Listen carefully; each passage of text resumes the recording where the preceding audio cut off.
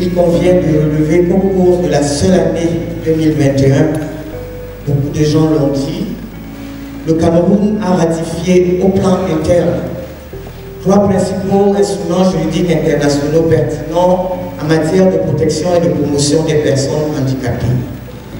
These enactments and many others reflect the state's demonstrated desire to promote a more inclusive society. Sous le haut patronage du ministère des Affaires sociales et de la Commission des droits de l'homme du Cameroun, Yaoundé a abrité du 21 au 23 septembre 2022 le séminaire international d'appropriation des instruments juridiques, des promotions et des protections des droits des personnes handicapées, récemment signé et ou ratifié par l'État du Cameroun. Le projet dans lequel s'inscrit ce séminaire est porté par l'Association nationale des aveugles du Cameroun et l'Union francophone des aveugles. 2 organisations aux destinées desquelles préside le Camerounais Paul Tezanou, par ailleurs membre de l'INDH du Cameroun. Le séminaire est organisé par les personnes handicapées elles-mêmes. Il n'est pas organisé par le pouvoir public, mais nous associons le pouvoir public dans l'organisation de ce séminaire qui est un début d'un long processus et nous voulons que ce projet, alors à travers le Cameroun, soit mis en œuvre pour les organisations de la société civile, les personnes handicapées, les autorités administratives, traditionnelles, religieuses, prennent en compte l'approche handicap. Entre l'audience accordée par le professeur Mwangé Kobila aux partenaires étrangers mobilisés par la NAC et les prestigieux cadeaux à eux offerts vers la fin de la cérémonie d'ouverture du colloque, dans cette salle Bouma du Yaoundé Hilton Hotel, la Commission des droits de l'homme du Cameroun s'est montrée particulièrement attachée au cours des événements à la promotion et à la protection des personnes handicapées du Cameroun.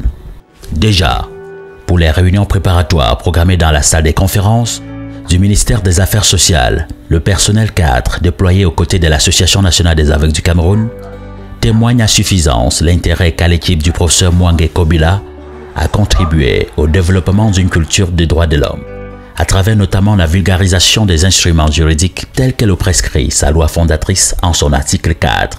Une de ces missions pour lesquelles l'article 5 de la même loi recommande à l'INDH du Cameroun de coopérer avec, entre autres, les organisations de la société civile, les organisations nationales et internationales sur les questions de droits de l'homme. Nous participons à toutes les activités organisées par des partenaires comme celle-ci et nous sommes d'autant plus heureux de participer à la présente activité qu'elle est organisée par un éminent membre de la Commission des droits de l'homme du Cameroun. Mais au-delà des célébrations des journées internationales et des déclarations qui permettent de vulgariser les droits des personnes handicapées, nous menons une action soutenue en direction de différents acteurs publics et privés pour la promotion effective des droits des personnes handicapées. Avant la cérémonie d'ouverture du dit séminaire, Paul Tezanou a conduit certains de ses invités à la rencontre du professeur James Mwangé Kobila pour une audience dans la salle des conférences Shimuta Divine Banda. C'était le lundi 19 septembre 2022. Dans les rangs, Jean-Paul Millier, président de l'association Aveugles sans frontières de France, Bertrand Laine, vice-président de l'association Voix Ensemble, et Marie-Annick Monchâtre, membre de l'Union française du showdown, un sport plus inclusif et mieux adapté à la déficience visuelle, que ses partenaires du Cameroun ont officiellement lancé la veille au siège de la Fédération camerounaise des sports pour déficience intellectuelle. J'apprécie surtout le fait qu'ils ont attiré notre attention sur la diversité des façons de prendre en compte le handicap pour mieux protéger les droits des personnes vivant avec un handicap et pour mieux promouvoir les droits de ces personnes. Ils ont également mis l'accent sur le fait que les progrès sont là.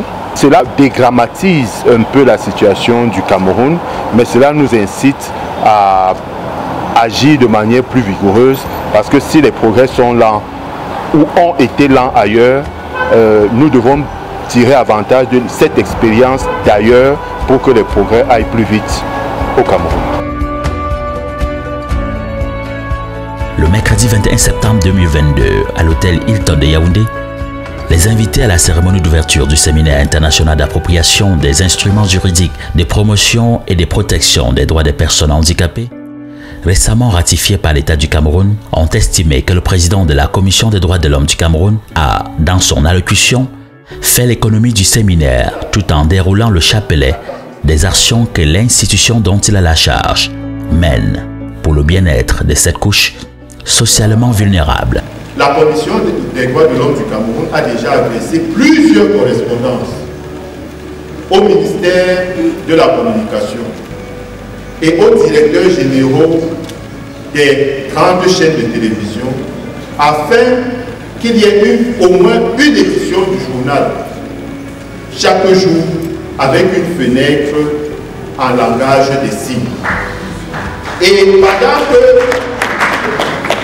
nous leur avons adressé des correspondances, nous les avons relancées, je suis allé rencontrer le directeur général d'Equinox Télévision pour lui en parler et nous nous félicitons que la chaîne Vision Câble exemplifie cette pratique inclusive.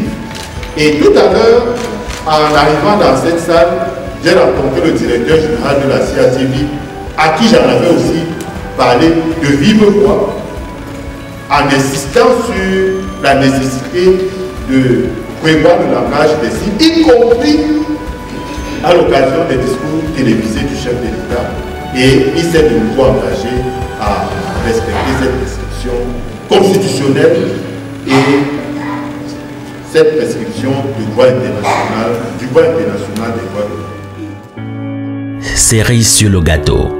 L'INDH du Cameroun a prévu des présents pour les partenaires en séjour au Cameroun. À l'équipe que le professeur Mwangué a reçue en audience la veille, s'est ajoutée Angelina Tezano. Un moment historique que Jean-Paul Millier et sa suite garderont certainement en mémoire. Je vous remets solennellement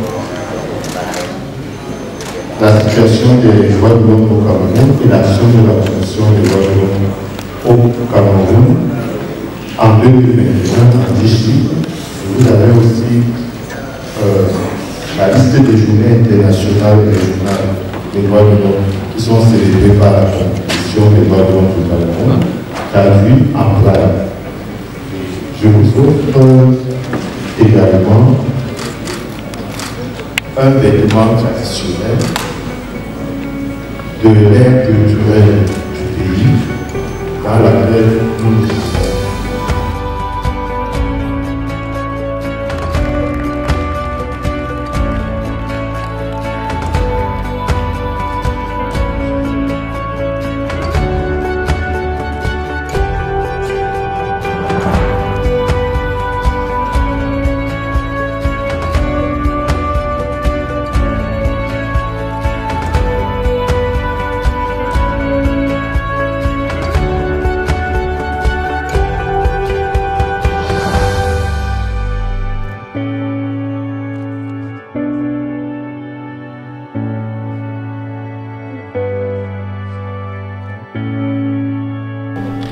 Rappelons qu'en ouverture de cette cérémonie, le commissaire Paul Tezano a été fait chevalier de l'Ordre national de la valeur. Monsieur Tezano Paul, au nom du président de la République et en vertu des pouvoirs qui nous sont conférés, nous vous faisons chevalier de l'Ordre national de la valeur. Le membre de la Commission des droits de l'homme du Cameroun voit ainsi tous ses efforts depuis les 46 ans pour le bien des non-voyants et des personnes handicapées en général être reconnus par l'État du Cameroun. C'est Pauline Irène Guéné, ministre des Affaires sociales, qui au nom du président de la République lui a décerné la médaille devant d'importantes personnalités de la République et un public trié sur le volet.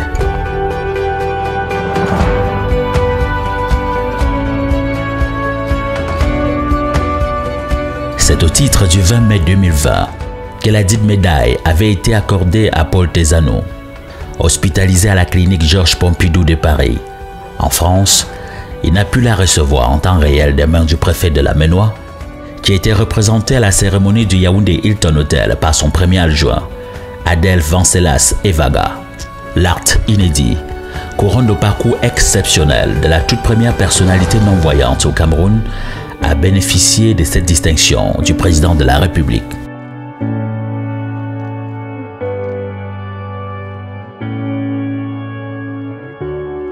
Ayant mis à la disposition de l'ANAC son bus de 19 places pour le transport des séminaristes, la Commission des droits de l'homme du Cameroun était encore présente au même hôtel de Yaoundé pour les sensibiliser au sujet de leurs droits, leur présenter ses missions et les actions engagées en leur faveur.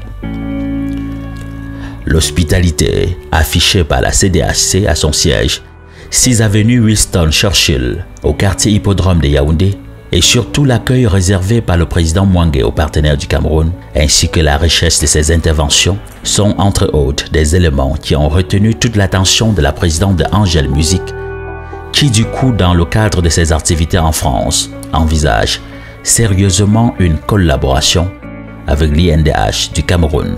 Je pense que c'est l'une des personnalités, hormis la ministre des Affaires sociales, qui m'a le plus impressionnée. J'en profite même pour lui lancer un appel, parce que je souhaiterais l'inviter à notre colloque du 19 novembre. Je souhaiterais qu'il soit des nôtres. Il est non seulement très éloquent, mais très clair, très pertinent. Et j'ai aimé ce que est très humain, sachant que je suis moi-même une militante des droits de l'homme. Et je pense que le Cameroun a énormément de chance d'avoir un homme de cette qualité. C'est déjà pas si mal. Entrer à bord de la philosophie, c'est du chinois en début, c'est normal. C'est que l'homme est un animal qui essaie de